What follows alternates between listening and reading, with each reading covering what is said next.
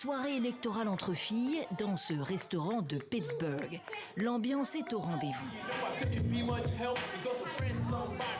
Ces démocrates militantes de Black Voters Matter fêtent la victoire de leur poulain au siège du gouverneur. Quelques minutes plus tard, deuxième bonne nouvelle, l'élection de l'atypique candidat au Sénat, John Fetterman. Je suis fier de notre campagne.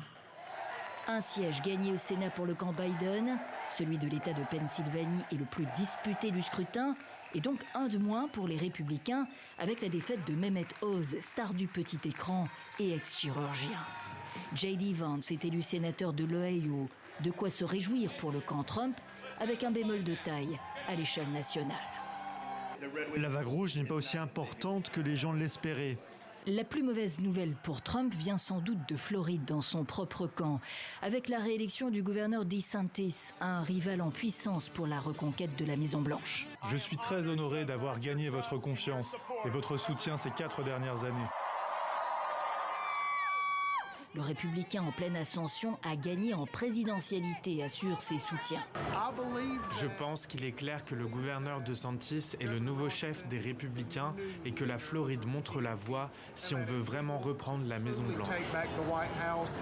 Pour l'heure, tous les regards se tournent vers les matchs à l'issue incertaine dans les 2 chambres du Congrès. Dans l'Arizona, Nous nous battrons jusqu'au bout. dans le Nevada, Le dépouillement se poursuit. sans oublier la Géorgie.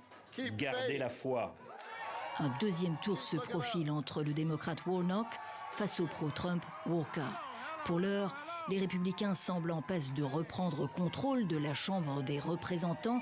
La majorité est à 218 sièges. Quant au Sénat, le rapport de force reste à établir entre républicains et démocrates. La marge de manœuvre du président Biden en dépend pour la fin de son mandat.